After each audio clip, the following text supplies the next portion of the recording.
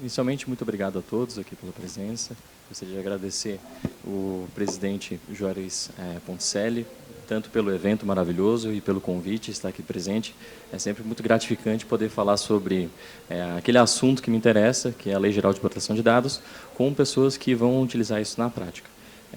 Antes de mais nada, eu gostaria de pedir desculpas por dois motivos. Eu tenho a tendência, às vezes, de caminhar um pouco, mexer muito, tá? Por favor, não prestem atenção. E o segundo detalhe é que, em razão do adiantado da hora, acho que eu vou tentar focar um pouco dentro dos pontos principais aqui para os gestores e vou encurtar um pouco da apresentação, até porque a gente já avançou bastante dentro do horário do evento. Então, peço desculpas, eu vou acabar passando alguns dos slides e a gente não vai poder vê-los aprofundadamente. Então, fico à disposição, quem quiser depois, fica ali no lateral, podem vir conversar comigo, eu tiro quais as dúvidas forem necessárias, e de resto eu vou tentar focar aqui naquelas situações mais gerais a todos aqui presentes, não só nas questões técnicas ou eminentemente jurídicas. Bom, também gostaria de agradecer aqui a prefeita Simone pelo participar aqui da mesa comigo. Tá? Bom, dando sequência então,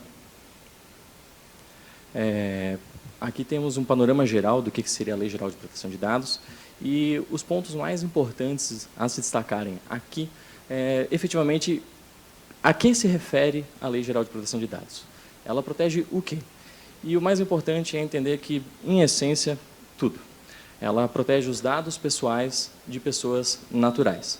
Os dados pessoais eles têm algumas classificações entre dados pessoais sensíveis e depois dados anonimizados, mas a essência é que qualquer dado que sirva para identificar uma pessoa, ele é considerado como um dado pessoal. Então, nome, CPF, o seu e-mail, o número de telefone, o título de eleitor, todas essas informações que identificam ou, no conjunto utilizadas, podem vir a identificar uma pessoa, são considerados dados pessoais. E um aspecto muito importante da LGPD, que algumas pessoas acabam deixando passar desapercebido, é que, diferentemente do Marco Civil da Internet, que foca muito dentro do mundo online e daquelas situações que acontecem na rede, a LGPD ela não se aplica apenas à esfera online. Muitas das pessoas acabam achando que, não, isso é coisa de Google, Facebook, Instagram, comunicação, mas não é bem o caso. Todos os dados, tendo ele um meio físico ou digital, estão sujeitos à LGPD. Então, aqui de destaque para os municípios e para os gestores municipais, é importante aquela parte dos dados sensíveis. Então, aquelas informações com relação aos adolescentes e as crianças que estão no colégio, aos dados de saúde que às vezes a Secretaria Municipal tem, a relação dos munícipes, dos votantes, tudo isso são dados pessoais, mesmo que não estejam em meios digitais. Assim, aproveitando aqui o colega de Itapoá, que falou que tem o processo legislativo todo digitalizado, não precisa ter um processo legislativo digitalizado, não precisa ter procedimentos digitalizados, desde que esses dados tenham o seu tratamento pelo município. E detalhe que tratamento, se vocês puderem dar uma olhada ali na apresentação, é um conjunto aí de verbos e ações que sem fim, basicamente a ideia foi abranger tudo. Então, meramente o fato de coletar, armazenar, qualquer coisa nesse sentido, já está sujeitando o município e as pessoas que lidam com essas situações à proteção da LGPD.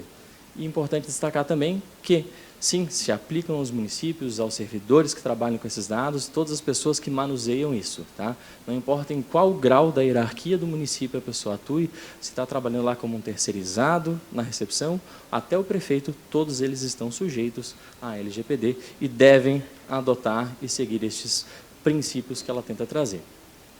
Falando, então, já em princípios, de todos esses aqui, eu tenho que trazer os mais importantes, ao meu ver, para vocês. Muitos que já estão aqui, transparência, prevenção, não discriminação, os municípios, de uma maneira ou de outra, já acabam tendo que lidar com esse tratamento por serem entes públicos. Tá? Mas o mais importante aqui é aquela ideia de finalidade, necessidade e segurança. Esses são 3 princípios basilares que os municípios terão que se adequar. Tá? No seguinte sentido, primeiro, vocês, como gestores públicos, terão a necessidade de sempre justificar a necessidade da obtenção daqueles dados. Então, aquela ideia de finalidade. Por que eu preciso desse dado específico? Não dá agora para fazer um cadastrão geral e dizer, ah, não, agora eu quero esse dado, esse dado, esse dado, esse dado, esse dado, e quando no futuro eu precisar, eu vou usar. Não, agora eu tenho que dizer, não, eu preciso do teu CPF para fazer um lançamento tributário. Eu preciso da tua informação de carteira de saúde para poder fazer o registro do atendimento de saúde. É necessário, então, agora dizer qual que é a função, para que está sendo utilizado aquele dado. A ideia de segurança vem associada a isso, ou seja, depois que eu peguei o dado, esse dado não pode vazar, tem que se manter da mesma maneira que eu recebi. Então, se eu tive aquele acesso, eu só vou liberar aquele dado para quem precisa daquela informação. Então, eu preciso que o recepcionista saiba qual que é a condição de saúde da pessoa sendo atendida no hospital do município? Não. O médico, sim. Então, eu tenho que tratar todos esses aspectos, todos os dados que entrarem com essa segurança também. Tá? E a ideia de necessidade está associada ali à finalidade, ou seja, eu tenho que pegar só aqueles eminentemente necessários. Tá? Dando continuidade aqui, passar bem brevemente, é só para dizer que a lei, hoje em dia, nós não temos, digamos assim, uma necessidade, embora já se tenham políticas de privacidade, de obter o consentimento expresso. Eu digo lá que eu vou usar o dado, em algumas situações eu exijo, mas a partir da entrada em vigor dela, eu vou precisar dizer exatamente, olha, eu vou precisar desse seu dado para tanto. Essa é a regra geral, é a regra do consentimento, que é a primeira lei. Então, se eu quero usar um dado para algum fim específico, eu tenho que ir lá pedir para a pessoa, olha, eu quero as informações de saúde da Simone para prestar um atendimento médico. Aí, vou usar para isso e apenas para isso. De resto, tá, aquelas outras situações que estão ali expostas são exceções. E algumas dessas exceções, vocês podem ver que o município acaba se enquadrando.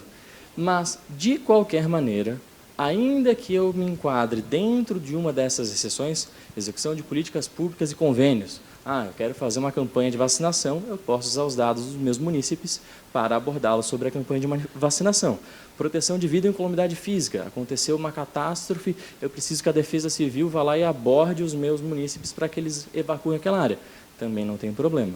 Mas aí vem o outro lado da moeda. O município vai precisar informar, pelo menos a lei facultou que isso seja feito no site do município, mas ele vai precisar informar para que ele está utilizando aqueles dados. Olha, não pediu consentimento porque eu estou utilizando para fazer avisos da Defesa Civil. Então, a ideia é que, quando não é necessário informar previamente e obter o consentimento, no mínimo tem que informar como é que está utilizando, aquela ideia então de finalidade e necessidade. E sempre mantendo, por óbvio, a ideia de segurança. Aqui, acabei não fazendo tanto a distinção, mudam as situações de exceção de uso com relação aos dados sensíveis. Os dados pessoais são todos aqueles que identificam a pessoa, ao passo que os dados sensíveis são aqueles que tratam de questões de ordem religiosa, política, da saúde e a biometria também. Tá? Então, aquela biometria que se obtém, às vezes, para eleições, a biometria que você faz, às vezes, o acesso dentro do prédio, tudo isso é considerado um dado sensível. São dados que são mais íntimos, mais personalíssimos e precisam, então, dessa proteção mais acentuada. Então, modificam-se algumas das situações excepcionais, tá? E foi incluída ali também até as questões de cadastro, para quem está se preocupando ali, que é uma das situações que muda. Então, quero fazer um registro, quero usar certificado eletrônico, também não teria problema. Tá? Bom, aqui, só para destacar brevemente, isso é uma das partes que eu vou acelerar, é que, a princípio, as pessoas podem acreditar que a Lei Geral de Proteção de Dados, quando ela fala em segurança e privacidade, seria contra a Lei de Acesso à Informação. Até tem alguns pontos que vão necessitar de alguns ajustes, mas, no geral, a LGPD reforça a lei. A lei já falava em proteção dos dados daquelas pessoas, dos servidores que atuam, já falava em algumas questões de segurança e de privacidade, e a LGPD vem a ideia a reforçar esse ponto e amplia um pouco aquele escopo de proteção que a lei trazia. Então, no geral, não há um conflito nesse aspecto. Tá? E o tratamento feito pelo poder público vai se focar dentro daqueles 4 destaques ali.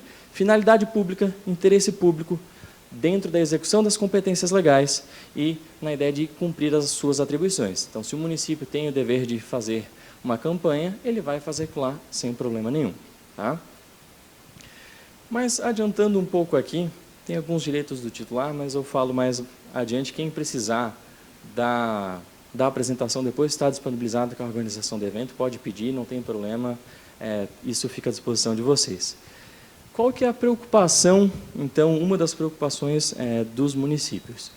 Vão ser não só com as sanções administrativas que a LGPD traz, que os entes públicos estão sujeitos, tá? E estão ali advertência, publicização, bloqueio, eliminação, sanção, não impede ainda eventual responsabilização pela lei ou a responsabilização civil individual. Tá? Então, se ocorrer alguma violação, pode tanto a autoridade ir atrás do município quanto o próprio munícipe, dependendo da situação. Mas o que vai trazer maiores preocupações, ou que eu acredito que sejam os pontos mais interessantes dos municípios se focarem, não é tanto nas sanções da NPD, mas sim em todas essas situações aqui. O que eu quero dizer com terceirizados e demais contratados? A LGPD traz algo similar à ideia do CDC. Tá? O CDC, se alguém já acostumou a... Se você vai lá e tem uma briga comprou uma passagem num agente de viagem que deu problema com a Gol, não importa. Você entra contra todo mundo e busca a responsabilização, alguém vai pagar a conta e depois eles que se resolvam. A LGPD é algo similar. O titular é o munícipe, é a pessoa física, é a pessoa natural que está lá na frente. Ele não precisa saber se foi o município, ou se foi o terceirizado do município, ou o contratado que desenvolveu o sistema do município, ou o contratado do contratado que desenvolveu o sistema do município, não importa. Se aquilo lá está sendo executado a favor do município ou a mando do município, de uma maneira ou de outra, o município pode vir a ser responsabilizado. Ele responde objetivamente por aquilo que as pessoas escolhidas pelo município fazem, funcionários, terceirizados e demais contratados. Então, uma das maiores necessidades hoje que um município precisa ter, preocupação, é verificar como é que está a proteção destes terceirizados, destes contratados, em relação ao sistema, acesso do prédio, de todo mundo que mexe com esses dados, porque sim, até aquele acesso de fazer o crachá lá na hora para entrar no município, se identificar, anunciar, tudo isso são dados que vocês estão recolhendo, que estão sujeitos à LGPD.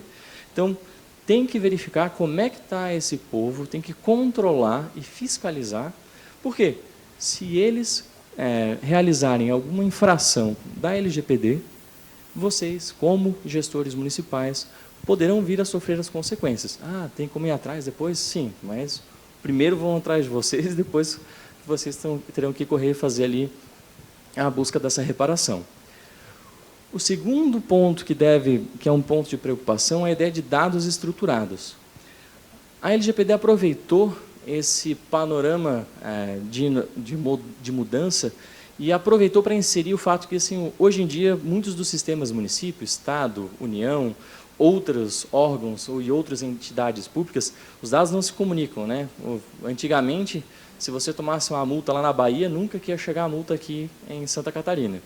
A ideia foi, então, facilitar a troca de informações e a lei está exigindo, então, que os entes públicos tenham os dados estruturados e organizados por uma troca de informações. Até porque uma das exceções à autorização é justamente o compartilhamento de dados com entes públicos para a execução dessas políticas públicas, para o exercício da atividade pública de fato. Terceiro ponto de preocupação seria, então, a ideia dos direitos dos titulares. A gente acabou passando um pouco por cima, mas hoje o munícipe ele vai poder solicitar a modificação do dado, ele vai poder solicitar o registro daquele dado, saber quando cada um daqueles dados foi tomado, o que foi feito, quem cuidou, o que não foi feito.